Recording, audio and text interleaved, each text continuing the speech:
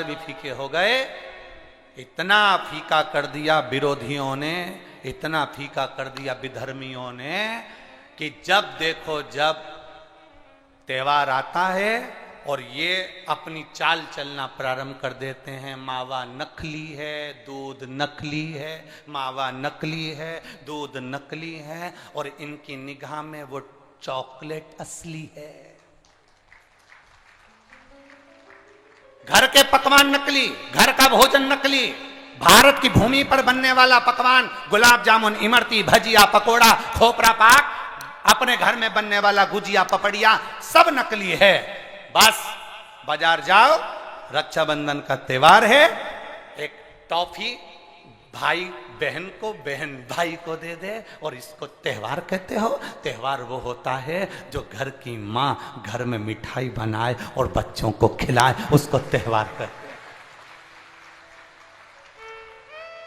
फीका कर दिया त्योहारों को। जो भी त्योहार आते हैं या तो 2 हो जाएंगे, 3 हो जाएंगे, या फिर इतने छोटे हो जाएंगे कि उसमें आप विचार करते रहोगे कि मैं कल मनाऊं कि परसों मनाऊं। बस इसी विचार में पड़ते रहेंगे। और हमारा सनातन धर्म का जो हमारा एक आनंद है, हमारे जीवन का जो सुख है, त्योहार का जो उत्साह है, त्योहार का, जन्माष्टमी आती थी पहले, लोग ऐसी जन्माष्टमी मनाते थे। रामनवमी आती थी पहले, रामनवमी मनाते थे। रक्षाबंधन आता था पहले, रक्षाबंधन खुशियों से मनाते थे। जब होली आती थी, होली खुशियों से मनाते थे। दिवाली आती थी, दिवाली खुशियों से मनाते थे। संक्रांति आती थी, संक्रांति खुशियों से मनाते थे। जितने त्योहार आते थे एक आता था और उसमें उत्साह, उमंगता, आनंदता होती थी। आज के जमाने में इतना इतना बांट दिया, इतना इतना बांट दिया कि त्योहार को भी 2-4 कर दिए तो लोग विचार में पड़े रहते हैं। अब करें तो करें क्या, अब विचार करें तो करें क्या।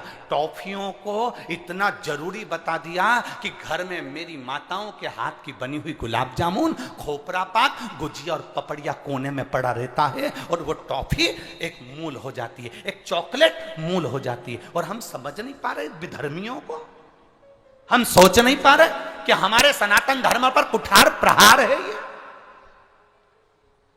हमारे सनातन धर्म को नष्ट करने का प्रहार है ये।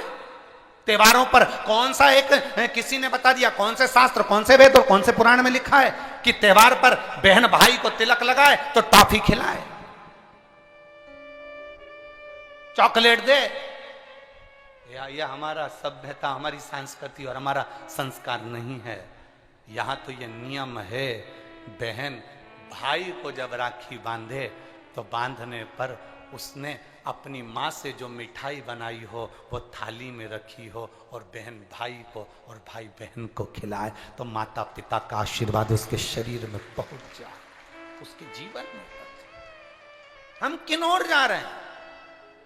और हम चिल्ला चिल्ला कर कह रहे हैं धर्म की, अधर्म का, प्राणियों में विश्व का हो गया।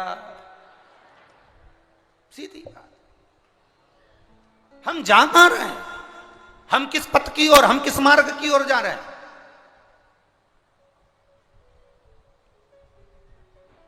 भ्रम में पड़ गया, विचारों में पड़ गया, हम भ्रमित हो रहे हैं। भ्रमित। एक ने कह दिया, सियोर वाला महाराज कहता है शंकर जी पे चढ़ा हुआ जल पीना चाहिए, सियोर वाले महाराज कहते हैं बेलपत्री चढ़ी हुई खाना चाहिए। फिर कहीं का आ गया जिसको सियोर वाले महाराज का विरोध करना था, उसने कह दिया ना जल पियो ना बेलपत्री खाओ, नहीं तो तुम्हारा जीवन ऐसा हो जाएगा। ये विरोध शास्त्र का नहीं है, ये सियोर वाले महाराज का है कि इन्होंने अगर बोला है तो उसका विरोध करना। इन्होंने बोला दुर्वा चढ़ाओ, उसका विरोध करना। इन्होंने बोला चावल चढ़ाओ, इसका विरोध करना। और दुनिया के लोग उनके झाले में पड़ जाते हैं। हमारा नियम, निवेदन है, ना तुम सीहोर वालों की मानो, ना तुम किसी की मानो। गीता प्रेस गोरखपुर की शिव पुराण बाजार से लेकर आओ, उसको दिल से धीरे धीरे पढ़ो, उसमें सब मिल जाएगा तुमको जो सीहोर वाला अपनी व्यासपीठ से बोलता है। स्कंद पुराण लाओ, नर्मदा पुराण लाओ, लिंग पुराण लाओ, देवी भागवत लाओ, ब्रह्म विवर्त पुराण लाओ, सारी पुराणों को घर में लाकर रखिए और एक एक पुराण का धीरे धीरे अध्ययन करो कि सियोर वाला महाराज कहीं अलग जगह से तो नहीं बाच रहा। एक एक पुराण का अध्ययन करो, केवल फेसबुक, यूट्यूब और मोबाइल पर ज्ञान नहीं मिलता कि आप थोड़ी देर खोल के बैठकर आपने ज्ञान ले लिया, ये तो हमने पढ़ा था शास्त्र में ऐसा। शास्त्र को पढ़िए, वेद को पढ़िए, अपने पुराणों को पढ़िए, उसका अध्ययन करिए कि बेलपत्री का चरित्र कहां वर्णन करा।